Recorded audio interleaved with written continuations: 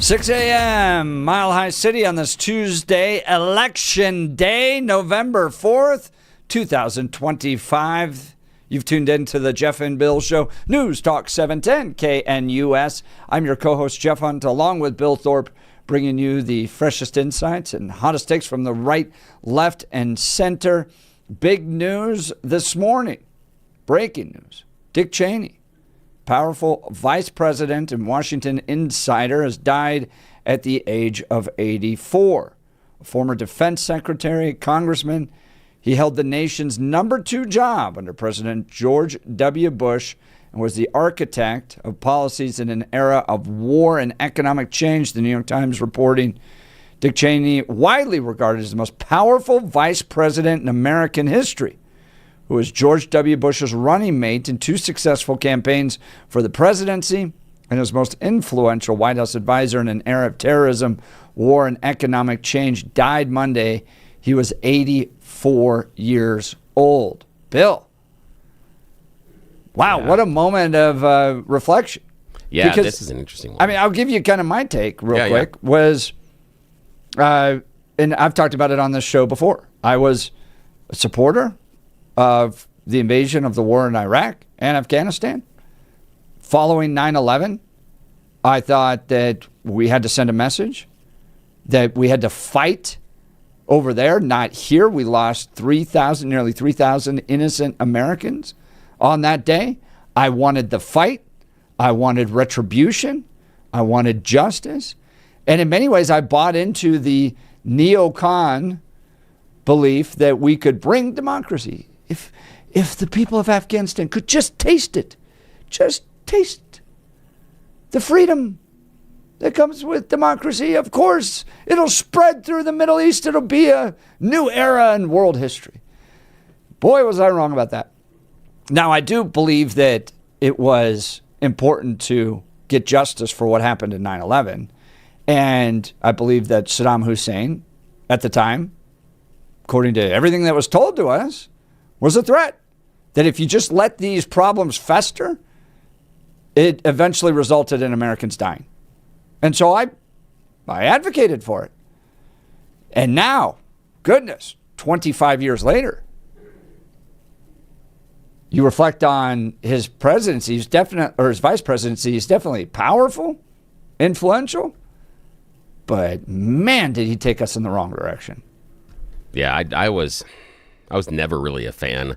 The whole March to the Iraq War, I really diverged with most people on that one, and that was a difficult time. I never thought that the case for Iraq was made strongly enough, especially because Iraq was the check on Iran. Iraq was the secular check in the region on Iran's power. They were the balancing act. As awful as Saddam Hussein was, I wouldn't cozy up to him, but I understood where his position was on the chessboard in that game. I was not really a fan of going into with boots on the ground in Afghanistan, and the question I always had at that time when they were talking about bringing democracy to the Middle East was, do you understand how difficult occupation is afterwards and setting up that governmental system? That is incredibly difficult. And I wasn't convinced that we were set up for that kind of an idea, and some of the choices that we made inside of Iraq proved that to be correct. Not that I was any sort of a soothsayer, but I just was skeptical. That never happens on this show. You've never heard me on the Jeff and Bill Show be skeptical about things. No, that's never things that I do. So that kind of was more how I'm wired, I think, more than me having any sort of like grand insight when I was much younger. So I'm not going to sit here and pat myself on the back on that one. I thought that his evolution was very interesting and somewhat problematic for the GOP because I do believe that he was a person that favored the idea of a unitary executive until he was confronted with Donald Trump as the unitary executive. Interesting. Yeah, I think that he saw something in Trump that was divergent from what he thought the Republican Party should be.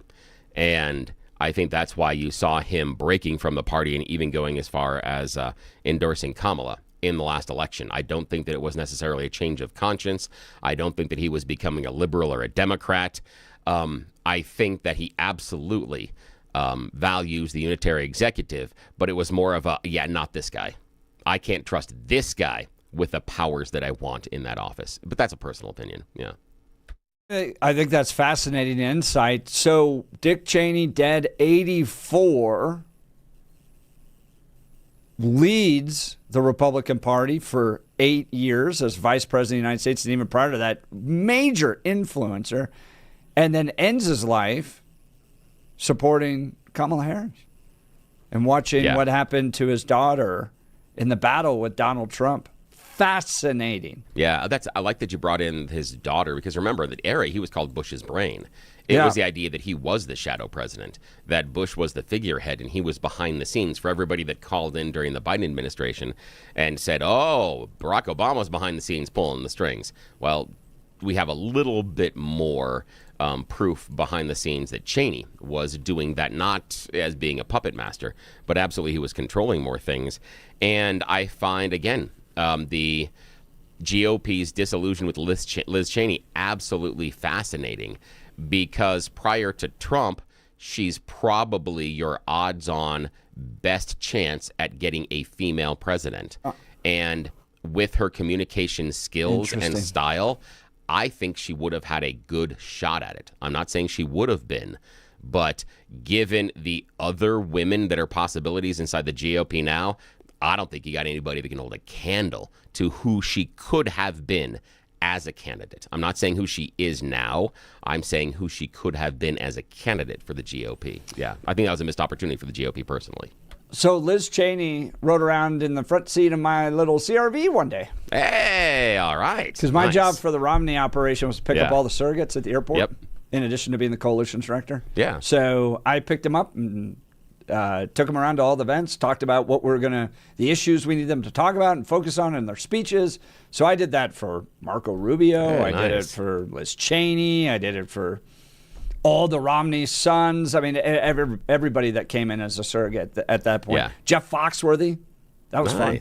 But yeah, Liz Cheney rode around in my 2009 CRV front seat that my daughter now drives.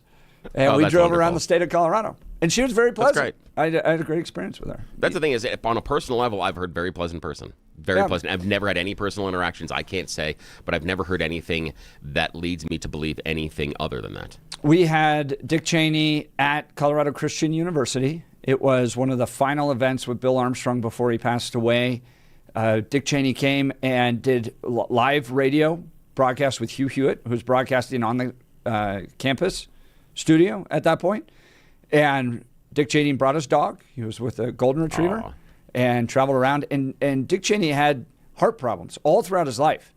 Yeah. They did a whole 60 Minutes episode on him one time and his heart surgeons, and how I think the way they described it was every time you would get to a red light that might kill Dick Cheney, it turned green. Like the technology just developed. Yeah. Like right as you pulled up to it, the technology would develop and Dick Cheney would be able to continue to live. And so 84, considering the heart problems he had. Yeah, and I love the fact that after he had the heart replacement, that because of the mechanics inside, technically he didn't have a heartbeat. He had a swooshing. Yes, and I love that, the idea that because he was played as this evil Darth Vader character by so many of the liberals, and the fact that the Darth Vader character now had a mechanical heart that didn't even contain a heartbeat. I'm sorry, the Star Wars kid in me loved that. I thought that was hilarious. Yeah. Yes, I thought that was fantastic.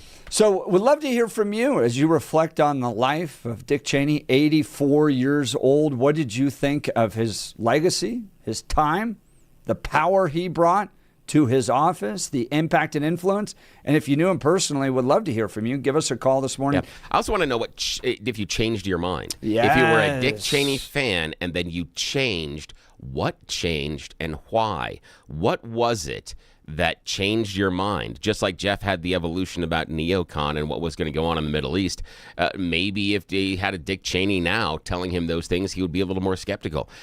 So what changed your mind if you are not that torn up on Dick Cheney's passing, if you're like, well, he was just a RINO now anyway, I would be fascinated to hear what has changed your opinion of him. Because at one time, he was one of the stalwarts of the GOP. Why did it change? That's exactly right. 303-696-1971.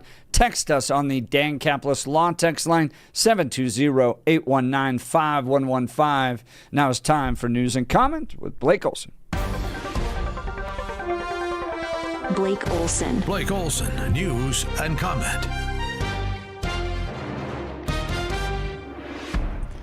Good Tuesday morning. It is 36, partly cloudy in Denver, expecting a high of 72 today. News sponsored by Pastor Camp Heating and Air Conditioning at 303-777-1234 to learn more about special savings opportunities on Lennox equipment.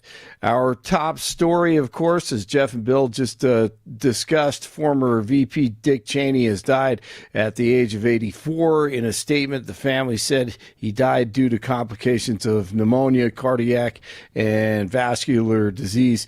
He served as the nation's 46th VP under W from 2001 to 2009, of course, survived by wife Lynn, 2 daughters, and 7 grandkids.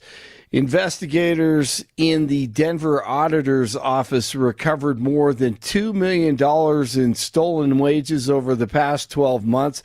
Auditor Timothy O'Brien says Denver Labor closed 859 cases during the reporting year that ended on October 31st. Investigators reviewed over 100,000 payroll records and helped more than 7,000 workers receive unpaid wages. That's a 60% increase over the previous year. It's election day across the country with a number of key races on the ballot. In New York City's race for mayor, Kami Dani maintains his lead in the polls over independent Andrew Cuomo and Republican Curtis Lewa. Stephen Miller. And what you're seeing in New York City with Mamdani, that is the future. A party that believes in no bail, a party that believes in no jail, a party that believes in no borders. But here's one group they do want to put in jail. They're political enemies. Like good commies, they will not arrest their criminals. They won't arrest the gang members, but they will arrest their political opposition. That's how society dies, Sean. That's what we're up against now. That was on Fox News, of course, last night. In Virginia, Democrat Abigail Spanberger, who evidently has no conscience, has maintained a double-digit lead over Republican Lieutenant Governor Winsome Earl Sears in that race for governor, unfortunately, but we still have a little time. The Schumer shutdown has now tied the record for the longest in U.S. history. The Senate is set to vote for a 14th time to end the impasse, and Senate Majority Leader John Thune says he's optimistic that lawmakers will find a solution this week. Don't hold your breath. The Supreme Court will hear arguments over DJT's tariffs tomorrow. The High Court scheduled oral arguments for November 5th after it agreed to fast-track the case. Treasury Secretary Scott Bessent says he'll be in the front row. Well, they can say what they want. I am there to emphasize that this is an economic emergency. National security is economic security. Economic security is national security. As the Treasury Secretary of the United States, I'm in charge of maintaining both. The tariffs will stay in place until the court makes a decision. A semi-truck driver died Monday after driving off a steep embankment. The driver was ejected and speed may have been a factor. Officials say he was pronounced dead on the scene. It happened on Wolf Creek Pass southbound near milepost 161. The Nuggets at the Kings last night. On the night, Christian Brown dish it to Yoke. Sweet music. All right. Chris Marlowe, Nikola Jokic, 34 points, 7 boards, 14 assists, 4 steals. Christian Brown, 21 points. Nuggets 4-2. The Heat in town tomorrow. Most important practice of the short week today for the Broncos as they play host to the Raiders on Thursday night. Big AFC division game, especially for the Broncos. Cardinals beat the Cowboys last night. Put some time back on. Brissett, touchdown. 27-17 with backup quarterback Jacoby Brissett. Man, Cowboy fans have to just be losing their minds right now. The Lightning at the Avalanche tonight in Lodo, NHL hockey. 35 in Centennial, 32 in Golden, 36 in Denver. Jeff and Billy continue. Wake up with Jeff and Bill. Blake Olson, News Talk 710 KNUS. KNUS forecast for the Denver metro area calls for a cool, quiet, pleasant start to this Tuesday. Light jacket again, feel nice this morning, but it'll be a shirt sleeve afternoon. 40s this morning, mid and upper 70s this afternoon, low 40s for your Tuesday night. Lower to maybe mid 70 Wednesday, partly cloudy, lows mid 40s, mid and upper 60s Thursday into Friday, dry and breezy. I'm meteorologist Mark Huer in the 710 KNUS Weather Center.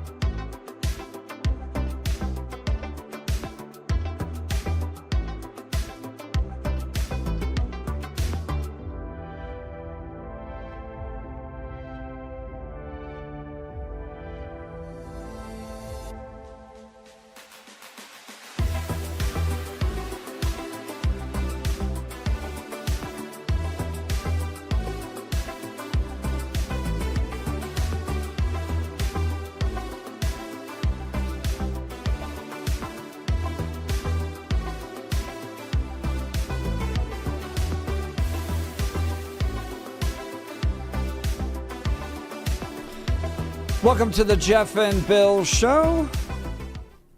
Talking about the passing of Dick Cheney. Text messages hot on this one. Some saying the most powerful vice president of our lifetimes, maybe ever. I agree with that. I'm trying to think of another vice president who had the impact. Most vice presidents, you have no idea what they do. You absolutely knew what he was doing. So, George H.W. Bush was an impactful vice president under Reagan, for sure, because he was former CIA. So what's fascinating is you get these kind of newcomers to Washington, D.C. that feel like it's important to have somebody that's from the kind of more entrenched operations of Washington, D.C. to help them out. Reagan was this way. So he picks George H.W. Bush, who was former director of the CIA. Obama's this way, right? Obama picks Joe Biden because of all of his experience legislatively, that type of thing. In many ways, Trump did this. Trump was trying to build bridges with evangelicals, so picks Mike Pence, but also because Mike Pence was a former congressman. So new Washington, D.C. Trump 2.0 picks J.D. Vance, not super seasoned, but U.S. Senator, so knows the legislative side a little bit. And then George W. Bush picks Dick Cheney. And Dick Cheney had served as a member of Congress, Secretary of Defense, the Vice President, so new Washington, D.C. Well, do you think it's important for these guys to have that type of connection within D.C.? It, again, depends on who the presidential candidate is, I think, and their connections. And as you said, and most of the time, VP covers a weakness or an area in which you need more support. So whatever you feel on that resume you don't have a lot of, that's what you pick. And remember, though, and I had forgotten about the story until you said it right there, about Dick Cheney doing the search for the vice president, because Bush had come to him asking him to help him search for the vice president. And then during the conversation, he's like, "Oh, I have found him. He is me." And I'm sorry, in the radio, I've had a couple of bosses that have done this too. This long, exhaustive search for a person who's going to take over the new show, and they're like, "Well, after a long, exhaustive search, oddly, I looked in the mirror this morning and found the right candidate." And I always was skeptical of those people in the radio business. So when I saw that happen in politics, I went, "Oh, good God." It just made me laugh because I've seen that before. But yeah, he went on a long, exhaustive search and looked in the mirror. Yeah. I am getting text messages from people that worked with him. Personally, I asked them to reflect on that. They said he was a wonderful leader. They enjoyed working for him. He loved his country. Did he ever force choke anyone? And yeah, right.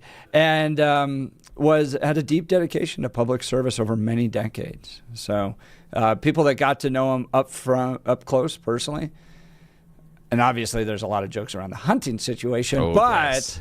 People that worked with him, Sorry if we get to that. Reflecting. Yeah. Now, I think it's interesting that they say that he was a wonderful person and that he's a good person, and so those individuals that had that experience with him, I think, in my mind, sort of explains why he had the turn later on and didn't endorse Trump, and it in fact because whatever it was, he thought Trump was wired wrong for his party and the eventual goals and what the party was going to need long term. Again, I can be wrong about this, but this is my interpretation, that I don't think that he was becoming some sort of secret liberal.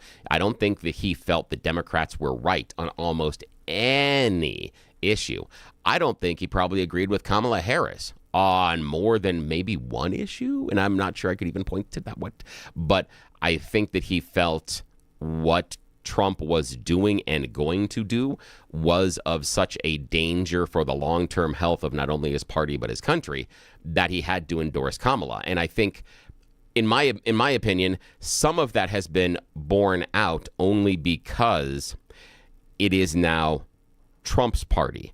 That you can make an argument that it's no longer the GOP, it's the MAGA party. Now, there are people out there that still hang on to that GOP moniker, but soup to nuts, it really resembles a MAGA party much more than the GOP. Look, and the GOP's changed like that throughout its history. Founded with Abraham Lincoln. Certainly. What Abraham Lincoln and Ulysses S. Grant built was different than what subsequent Republicans built, which is different than what Reagan built. This was different than what Bush built. So each iteration, you could say the same thing about the Democrat Party.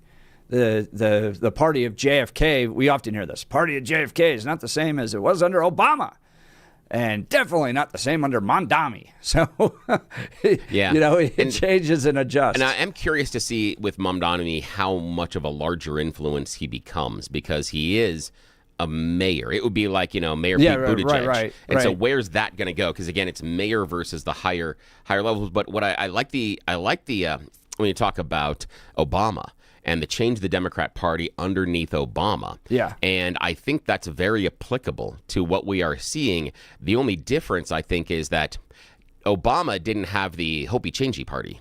And so it didn't become this subset of this Hope group, this Hopey Changey group.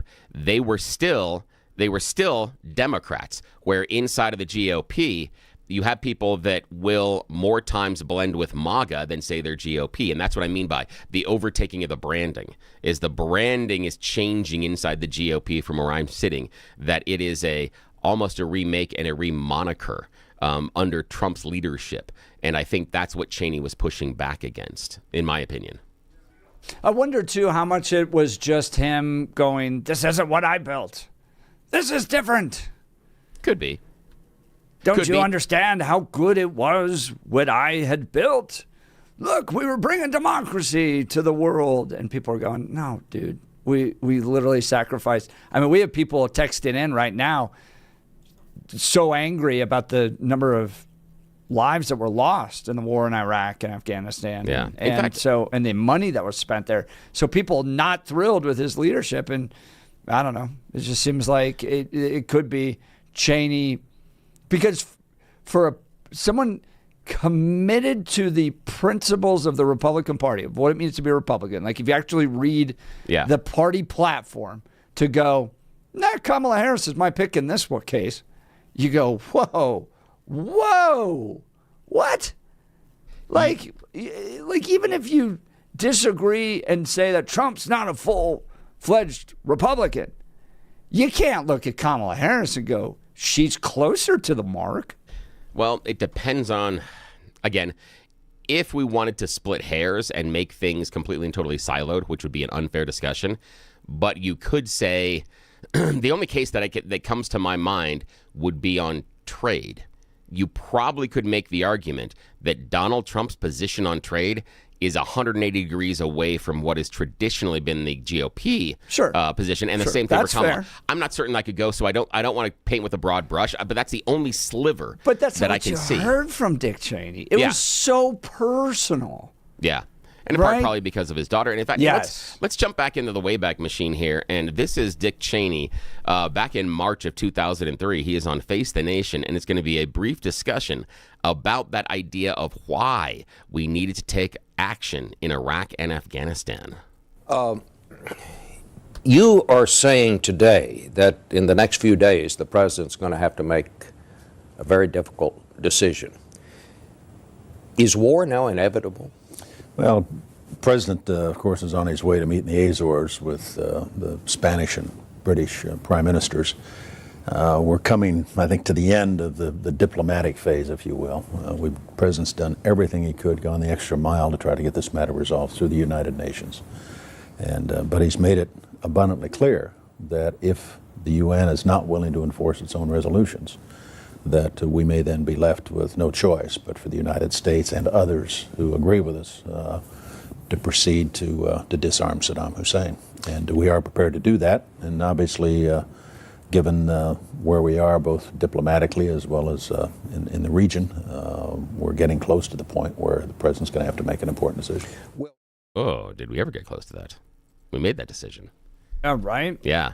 It's interesting to hear that in retrospect, knowing what we know now, to hear, what he's talking about, and the fact that I think there's a bit of irony in how he's leaning on, well, if the UN can't do anything, and now how the GOP and in some ways the Democrats also view the UN as being largely toothless and ineffectual. Yeah, right. But in this case, they were waiting for the UN to do something. That's just interesting. Well, remember, they walked through all of the proper steps to go to war.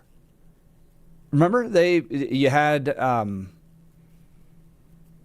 why am I forgetting his name? Was there a congressional declaration? Yeah. Yeah. Remember, because they got Clinton to vote for it, and they hammered her over Hillary. that, the Democrats. That's right. That is right. So they walked through the congressional declaration, the UN, Colin Powell. Yeah. That's the name. Oh, yeah. Remember, Colin goes and makes the argument at the United Nations? He ruined his career with that. Yeah, right? Yeah. Because he basically abdicated all professional credibility after that, because nothing that he talked about turned out to be true. True, right? Yeah, and that was a problem. And I think also it was kind of the first, I would say, the beginning of the larger international community looking at the U.S. with a side eye, as having a little bit more skepticism about what we said was going on. Now, they always had it when you run through 50s and 60s. Yeah, I was going to say Vietnam. Oh, yeah, we were playing there, but this we made such a public spectacle internationally about having the goods. And so, I mean, again, Vietnam messing around in South America and all sorts of attempted coups.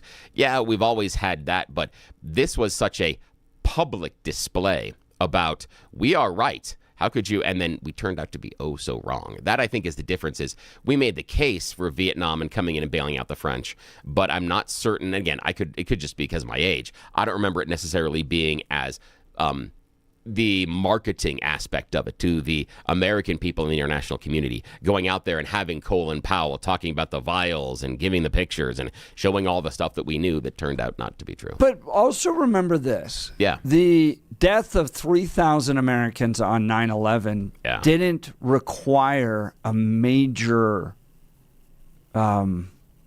system. Oh, yeah. Right? It was 12 guys, 11 guys? Yeah. That did that with Barack,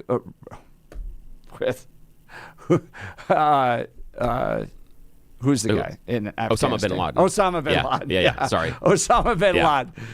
Still in the 6 o'clock hour. My apologies. Still gotta wake up.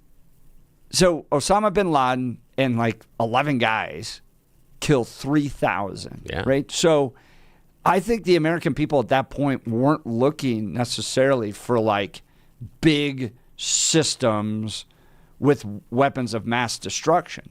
You had, and I want to take people back to what that time was like, because we're kind of Monday morning quarterbacking at this point. Yeah, sure. But Absolutely. we had just lost 3,000 people. Yep. And Afghanistan was a problem. You had these bombings that were taking place of the ships and World Trade Center and stuff like that. And we just kind of like, well, if we catch them, we catch them. You know, that type of thing. CIA is doing its stuff. But it wasn't like a concerted effort the way it was after 9/11 to take out these guys. So there was the sense that, like, if you let these guys fester, Americans here die. So, yes, Colin Powell went to the United Nations and made his defense, but I don't think the American people were looking for the same type of operation that you might see in Iran, for instance. They were going, any guy over there with any type of bad weapon could result in the death of Americans. And Saddam Hussein had sent the Scud missiles towards Israel, you remember, during the war in Iraq, the first one, and then invaded Kuwait. So he was this ongoing problem. And I think people were just super sensitive that if you just let those sit, they are going to eventually result in dead Americans. They need to be taken out. I think that was part of the justification. Yeah, and for me, it was more, I felt the American people wanted revenge. We wanted to extract that pound of flesh. It wasn't really about bringing democracy to Iraq. It wasn't really about bringing democracy to Afghanistan because we hadn't done any of the back end work. We didn't really have a fully fledged out plan as far as what we're going to do in terms of an occupation. And the reason I say that is making the decision that, hey, let's tell all the people that are fighting in the military, just you're no longer the military and go home. Really bad idea. I mean, just in general. I can't figure out how that would ever get out of a brainstorming session. Just tell them to go home. What? Hang on. I just, again, horrible brainstorming session if that's what happened. And I think that's what we did. We went around and we had a thirst for revenge, and it blinded us to what the implications were. Because at the core, I understand the American people saying, oh, we can't let any of these things happen because eventually something bad will happen to us. But in many ways, it is like at your house, your neighbor 3 houses down teepees you, and you go 2 blocks the other way and go take it out on the guy that didn't even TP your house. That was the weird part, is it was aggression focused towards an enemy that didn't have anything to do with the alleged attack. And that was the thing that was weird. And so it was, in many ways, I felt, about Americans trying to get out there and get revenge and show how big and bad we were, that you shouldn't do this or we're going to come and do this to your country. I think that's what it was. 7586 pointing out 7 countries in 5 years. Was it 7 countries in 5 years? For what? 7 countries in 5 years? I don't know. What? 7 countries in 5 years and the oil that goes along with it. We invaded 7 countries in 5 years. I'm trying to remember what the other 7 were. Libya was under Obama. Yeah. I'd have to look. I disagree. Send us the give us more 7 countries. Yeah. But again, oil is also kind of the issue as well. That was part of why, we wanted to get into Iraq and the Kurds and some other stuff there. But it's also why we play footsie with the Saudis. In a different scenario where they didn't have access to the oil, we probably would not be nearly as friendly with them, just based on their politics and religion. But yeah, not a bad point. 0459, remember Iraq and Saddam had nothing to do with 9/11. The Saudis did. Bush just hated Saddam, our surrogate against Iran. The USA still looks foolish, and how many of our soldiers died? That is a good point, based on the idea that most of those hijackers were of Saudi descent, and we didn't seem to have a concern about that at all. And what I would say is, if we had a attack today, and the majority of the nationality of those attacking were Chinese, yeah, we'd probably have an issue. If they were Russian, yeah, we would have an issue. If they were North Korea, yes, we'd have an issue with the country. But In this case, the nationality was papered over in my mind. It wasn't because they gave us a different target. Again, I don't think the justification for going into Iraq was purely response to 9/11. Like, you guys caused it, we need to go in. I think, if I remember correctly, and people are saying I'm revisionist, but I was also an advocate at the time, the argument was, we let a problem fester. It resulted in dead Americans. You got another problem out there. This guy, look what 11 guys did from Afghanistan and Saudi, obviously originally from Saudi Arabia, but trained in Afghanistan. Look what just 11 guys did. If you don't address it and don't confront it, 3,000 dead Americans. You got another guy over there that likes to tick off Americans, and we've already had to fight him once, and he's still there. And we did at the time believe he had weapons of mass destruction. So, again, that I think that it wasn't directly tied to Afghanistan, but it was definitely influenced by what happened in Afghanistan. So, give us a call. We'd love to hear from you. 303-696-1971. Text us on the Dan Caplis Law text line at 720-819-5115. And now we're getting the text messages that 9/11 was an insider job, which I don't think is the case. But that's, again, there's nothing that holds up that's ever been proven, and that, again, would be somewhat silly. Yeah, I mean, I understand that there are certain things about, well, what about this?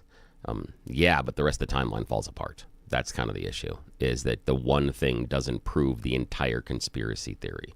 That's the problem inside of that. There are too many holes inside of those conspiracy theories for them to hold up. So that's it. You may have a single thing that you hang on to, but for me, it's just like the people on that look at the video of the moon landing and go, that American flag is moving. There's no wind on the moon. How come it's moving? Well, because of the physics that happen when the person puts it in the ground and secures it. That would carry the momentum into the flag and make it move. That's how physics works. Join the conversation. Billy and I ripe for debate this Tuesday morning. Plus, it's election day, so we've got lots to cover. I vote we take a break. I'm not endorsing anybody in particular on the show, but I am wearing a shirt about my. That may have a suggestion. Have a suggestion. Yes. All right. You're listening to the Jeff and Bill Show. This is Denver's talk leader, News Talk 710 KNUS.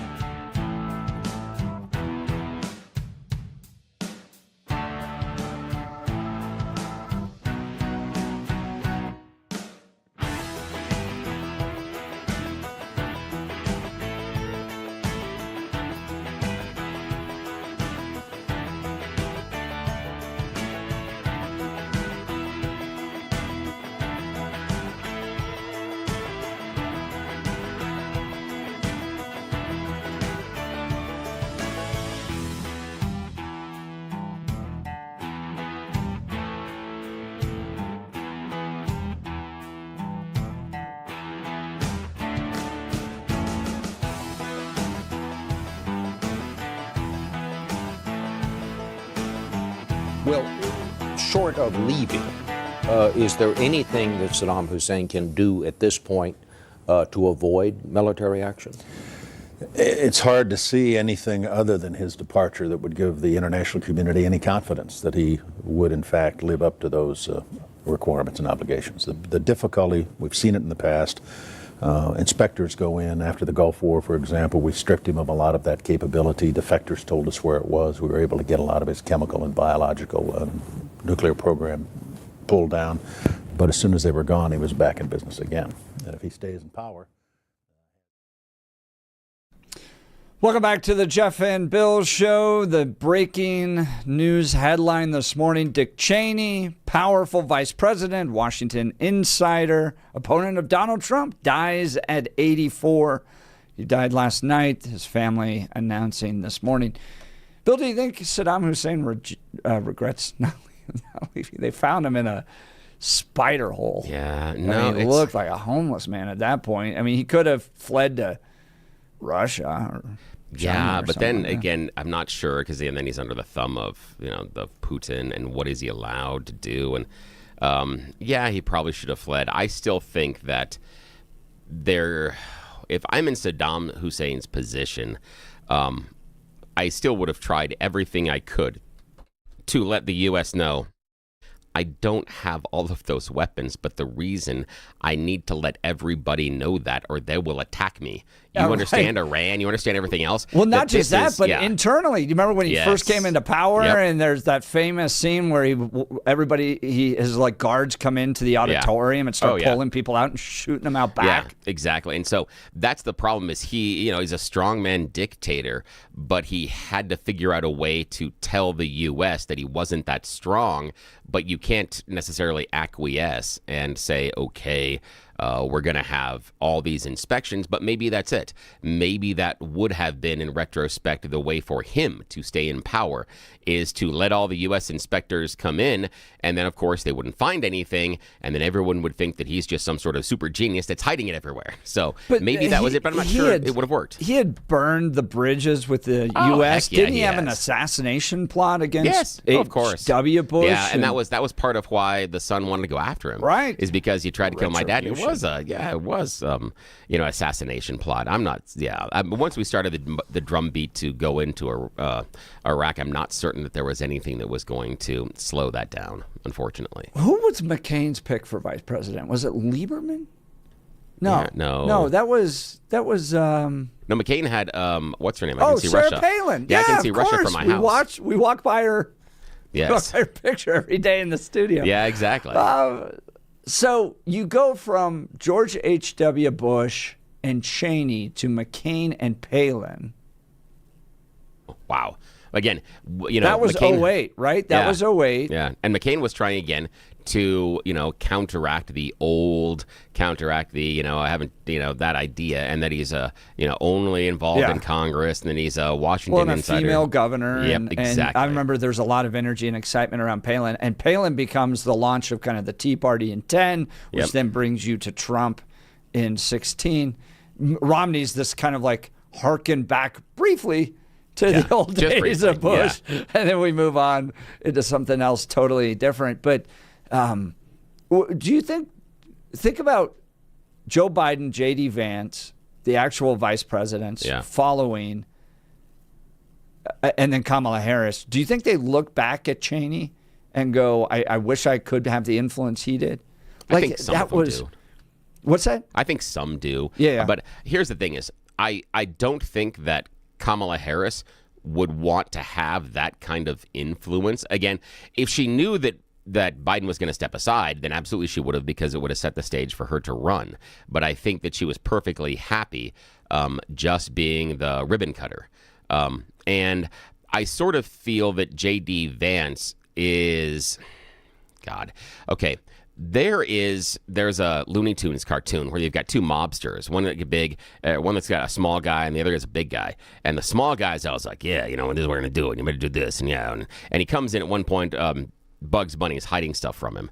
And he's like, yeah, you wouldn't do this. And the big guy next to him is like, yeah, boss, that's what he's doing. You're going to tell him. Yeah, get him, boss. That's how I view J.D. Vance. I view J.D. Vance as sitting next to him going, yeah, you tell him. Go get him, boss. That's how I view Vance. That's what I think his role is, because Mike Pence wasn't that.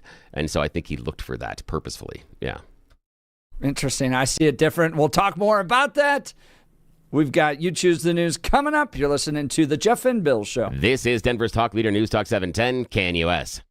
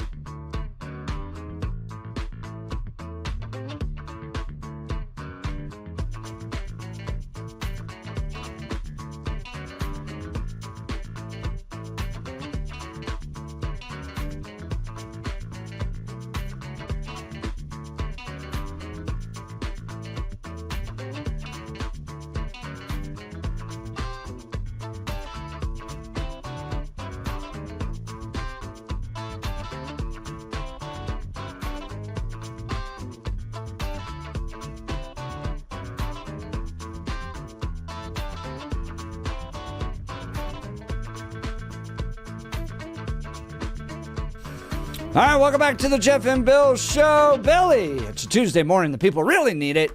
You choose the news. Yes, it's that time of the morning where we get a little bit silly because we have been left unsupervised. Yes, it's You Choose the News, America's favorite fake radio news game show. You know how this works? I have browsed the interwebs for mere moments this morning to find really dumb stories about us humans. And you should see the ones I have to skip. I'm just saying.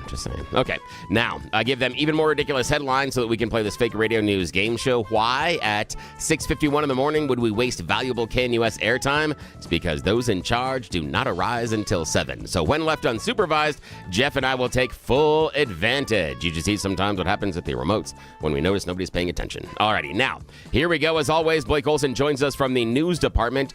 Gentlemen, here are this morning's choices. Headline number 1, turning a profit. Headline number 2, are you ready for the hot mama? Headline number 3, all apologies. And headline number 4, arrested development. Mr. Hunt, your choice. Let's turn a profit. Yeah, let's turn a profit. Now, weddings can be extremely expensive. Venue, clothes, food, most importantly, that open bar. That makes all the difference. But paying for everything, not an easy task, especially in today's economy. So, French groom Dagobert RINO had a different idea about how to cover everything in the wedding. Back in July, the salesman hatched a scheme that he'd get people to sponsor his wedding and pass it on as a business expense under advertising rules in France. The plot's a little bit crazy, but I like crazy good. Just in a few weeks, he had sold most of the ad spots on his suit and was ready to send it to the tailor. Yes, selling spots. And in October 24th, his wedding went off without a hitch, fully paid for, walking down the aisle dressed in a suit containing ads from over 20 companies. 26 startups helped them pay for the wedding. On X, he said it was a beautiful day. When asked about the return on investment, he says, I turned a profit on this one. He sold $10,000. So smart. Yep. Then $2,500 in taxes, $5,000 set for suit and arrangements. Paid for the suit. He made $2,000 on the other end. So again, this dude sold advertising on his tuxedo and made $2,000 at his wedding. That's better than any of those dollar dances, and I know what that happens. Okay, so I'm just saying. Yeah, so smart man. I love that idea. Okay. That's a great idea. Now, Blake, your choice, sir. Are you ready for the hot mama, all apologies, or arrested development? Let's go with Arrested Development. Yeah, Arrested Development. Here we find ourselves in Toronto. Police are saying they are reviewing with concern what recently happened when officers tasered a suspect and then lost control of their cruiser. See, the video shows an officer pointing a taser at a suspect in a parking lot near a Tim Hortons, fires it, suspect falls to the ground. That's when things get weird. The police cruiser, evidently not placed into park, begins to slowly roll towards the suspect on the ground. The officers, leaping into action, try to push the front of the car. That's not really how physics works that well. Once the object is moving, it creates some momentum. And once it's that engine's moving forward. Yeah. So, the vehicle bumps and rolls onto the tasered suspect there on the ground as the officers are trying to get it. One actually gets into the driver's seat, and then they back up over him. Yes. Oh, no. My favorite part is when the police are yelling at him, "Get down, stop resisting, stop resisting." You're running him over. I don't think he's resisting. I think he's in pain. But oh well. Okay. Now, Toronto police officers said in a statement there were no serious injuries, at least to the car. That's what I made add the last part. They said the suspect allegedly had a knife and was damaging vehicles, and there's an investigation. So yes, that happened. Man. I love the fact that it just slowly rolled over him. A fish called Wanda fans will understand. I'm coming to kill you again. Yes. Okay. Now, final choice, Mr. Hunt. Are you ready for the hot mama or all apologies? All apologies. All apologies. University of Illinois is where we find ourselves for this one. A data science discovery is an introductory course taught by statistics professors. One of them has a super cool name, Wade Fagan Schneider. Yeah, that's a professor you don't mess with. His website logo says, "Keep nerding out." Audience and participation counts for a small portion of the course grade, but the professors recently found out that their students were hacking the system. Students attending class each day are shown a QR code, after which, being scanned, it takes them to a multiple choice question. It appears to vary by person, and they have 90 seconds to answer it. Well, a few weeks into the fall semester, the professors, who again do statistics, noticed something weird. Far more students were answering the question and checking in on the QR code than were actually present inside the lecture hall. So they did a little research. They found out that, the students would scan the QR code and then pass it along to other students who then would scan in and check in from home. They called out the students, and all of a sudden they got a bunch of apologies from the students. But they were all incredibly similar. They were written by AI. So the professor has called out the students to go, hey, you guys tried to apologize to us and all of you sent back the same I'm sorry letter from AI. Do better or you're all going to fail. That's the end of your Choosing News. Back to you, Jeff. Not attending class and using AI. Way to go. Ferris Bueller. You're listening to Jeff and Bill. KNUS.